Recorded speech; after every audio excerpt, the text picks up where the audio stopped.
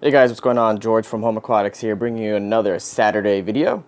So right now I'm actually in the pre-process of doing a water change. So there's just some things in the fish room I want to mention. So again, I mentioned this in the last video. I mixed in 2 female superior reds with my male and female black Russian Dumbo ear. Now the reason I'm doing this is, well, first let me mention this. Alright, so that's where those 2 females were. They were in here. The reason I moved them into this one was because I moved some pond guppies from outside into that one, which I will mention in this video as well, but that's where they came from. So I needed that tank. This one is already maxed out with superior reds. I have 2 males and 3 females in there, and I don't want to keep any more. I believe there's also 1 fry that's actually being raised out right now in there as well. Alright, so these guys in here, the reason I have them together is I want to see what I can get out of mixing these 2 strains together. Color-wise, I have no idea what I'll be getting. Since the superior reds are albino, you don't really know what their non-albino color would be, but I would assume that they'd be red, since I have seen some of those with the red coloring to them. I haven't actually fed the fish yet, so they're all just chilling around here trying to get their meal. But the thing is that male back there that you see right now, when he's fully adult, he will have the same finnage as, where is it? These males in here.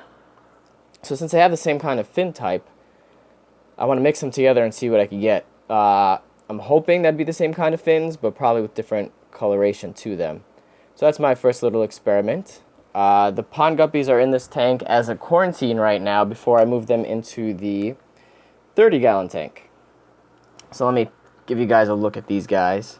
So right there you see a male on the left side, and then all the others are very young females as well as some very young males. Really like the coloration on that guy. So he's very nice. His father was the swordtail guppy that I got, the orange swordtail guppy I got from Glenn Hawkins. So these guys right now are being treated for worms, since they somehow got them in the pond. It happens every year for some reason. I think it has to do with the birds or something. So I'm using this right now for I believe it's called camelinus worms. And what you do is you give them a 1/4 teaspoon before a water change, usually once a week to once every 2 weeks. I'm doing once every week. So what I did is I treated the water yesterday. I'll move all this so you guys can see better. I treated the water in there yesterday, so I'm doing my water change today. The way that medication works is it paralyzes the worms. They fall right out of them, land in substrate, which I don't have any, so that's going to be vacuumed out. And then you just fill it up with the new fresh water. A week later, you do the same thing. Eventually, there's no worms left. So right now in this tank, I think there's 12 total. So that 1 adult male that I got. There's still some more in the pond, but I wanted to start bringing some in. And then all those young males and young females, so he could breed with those females. The father is this guy right down here, but he doesn't have the swordtail. And I think if I mix them together, I might be able to get that to happen, actually. So that's the plan for now. My purple Dumbo ear sulfur head guppies. Their name is so complex, I always forget how to pronounce it in what order. So these guys are both males, unfortunately. So I'm in the process of talking to Guppy Train today. I'm actually having a phone call with him at 11 o'clock today, on Friday, to see if I could pick up some females to mix in with these guys.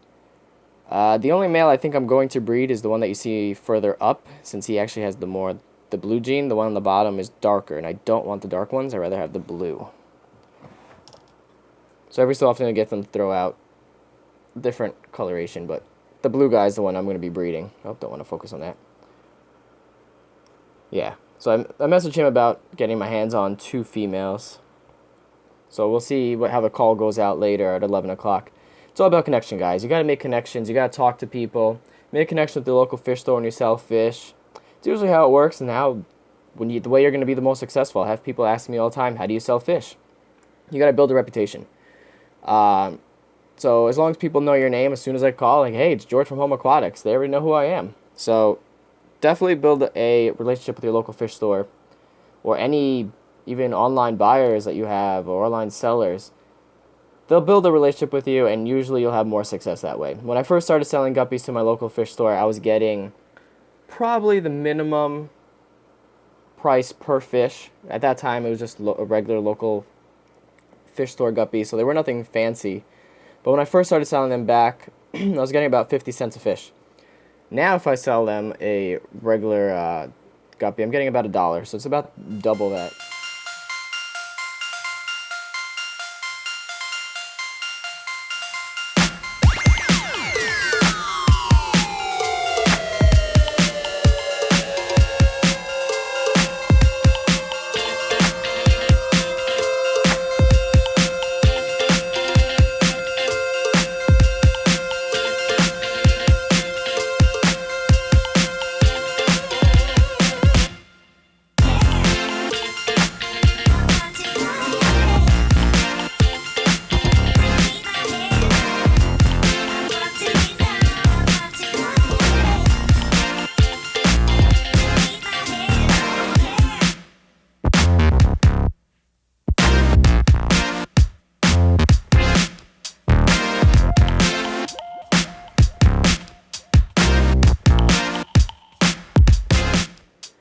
That's what you do. You want to build a relationship with them, and then as that happens, you can sell them for higher prices. I already mentioned to them about the Superior Reds, and he's definitely interested in these guys.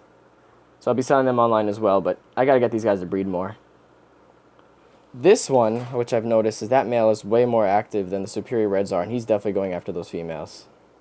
So I'll see what I get out of that. This guy's technically my own strain, from mixing the black bar Endler with the long-finned orange swordtail male. So I'm going to continue doing that to see if I get like a pure strain. They're pretty cool, but they could always be better. So this is my other project, and whatever fry I get from here will eventually go into that tank once those guys are in quarantine for, I think I'm going to do about 3 to 4 weeks, and then these guys will get moved into this tank to continue that that population in there. These guys are totally random. You see a Superior Red female in there, so I want to get some albino genes in there. Long-finned male, then the females, which are very similar to those right in there. So we got that going on. Just a little project. As soon as I see what I get, I choose the ones I like and continue on from there. I have people ask what happens when you mix strains. It's very hard to tell. As long as if you have very similar strains, you could pretty much guess what you're going to get. Other than that, it's very difficult. So what I do is I just put them together, let them breed, raise out the fry. Whatever I don't like, I either call out by selling. What I do is I sell them back to a fish store, my local fish store, as just random guppy mixes, and that's what he sells them at a lower price. Or as feeder guppies, whatever, that kind of thing. They have a purpose, so it's not like I'm just throwing them out. And then anything I do like, I will keep and continue to improve. So right now I have that male that you saw and the females that go with him as the first generation. I obviously liked his characteristics, so I kept him, and I'm going to continue to breed him to see what their fry would look like, because it takes a while to get a steady strain, so there will always be genetic differences as you move down, and that's what I'm looking at right now. So that's what I have for this video. I also want to mention that this pothos plant, for some reason now, has started to really grow. If you remember last time, it was actually, I think, about up to here, and there was only about one leaf every so often. Now it's getting doubles and triple leaves everywhere. Now we got this guy right over here. And I like the way it looks, like sitting on top of these tanks. We got the fry. So these are the fry from down here that I saved. We got this magenta. This is the most aggressive fish I've ever had. And I don't understand why. I had this one in there is the one that came in with it.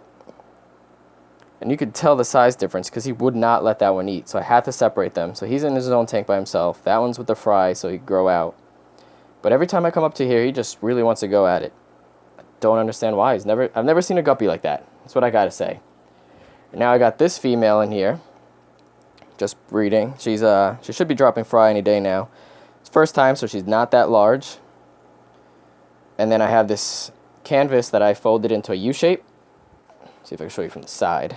Yeah, kind of see it there. Fold it into a U shape, so any fry will just fall into the sides and down the middle, and they get away from her. So that's like a prototype I'm trying right now, and I also have the ones in here that I haven't showed you guys how to make yet. Will be a video soon. That's what I got in there. And then the plecos who are not yet breeding. I don't understand why. Got some assassin snails in the back. And then all those white dots that you see, those are dead pond snails, so whatever's left over their shells from the assassin snails getting to them. So one right here climbing on the glass. These guys are pretty cool, so if you ever have any issues with pond snails, or any kind of snail you want to get rid of, try these guys. They will take over your tank as well, but only if there's a food source. Like, I've never had them take over tanks. They're actually, you see eggs everywhere, but they don't ever get too far. They're also very cannibalistic, so they will eat each other. I think this guy right here is actually going after a snail. So yeah, that's what we got. Alright guys, so if you haven't already, and you're new to the channel, make sure to hit that subscribe button. I have another clip, might throw it somewhere in the middle of this video, or I may have already thrown in the video, so you would have seen it already, of another snippet of just random things from the fish room. I've been trying to make the videos more interesting. Might also put at the end. You guys will know when you see the video. It's kind of weird to talk about something that you might have already seen, but didn't see yet. Just mind blown right there, right? No? Alright, so hit that subscribe button if you're new to the channel. Check out my Patreon. I already got 2 patrons on there supporting the work I do in my fish room, which is awesome. Thank you guys. You guys are the best. I'm going to see if, as I get more patrons and as I get more fish, I might be doing some special deals for those people. So if you're a patron to the channel, maybe I'll do free shipping or get some free fish thrown in to orders. Something I'll still be working out. But thank you for all your support to my channel. It really helps a lot. And I think the next video what I'm going to be doing is trying to figure out how to heat these 4 tanks. Right now there's a heater in this one, but I don't like that kind of heater. And eventually now, since it's becoming winter, all 4 tanks right here are going to need a heater. This already has one. So that'll be the next video, or maybe down the line as it starts getting cooler out. Guppies need to be heated, guys. Gotta keep them heated. Alright guys, again, this is the longest goodbye, well not goodbye, but longest till next time video. So, have a good one. Make sure to hit the subscribe button, comment below, hit the like button, and I'll see you guys next time. Well, I'll be seeing my phone, but you'll be seeing me. Alright, see you guys.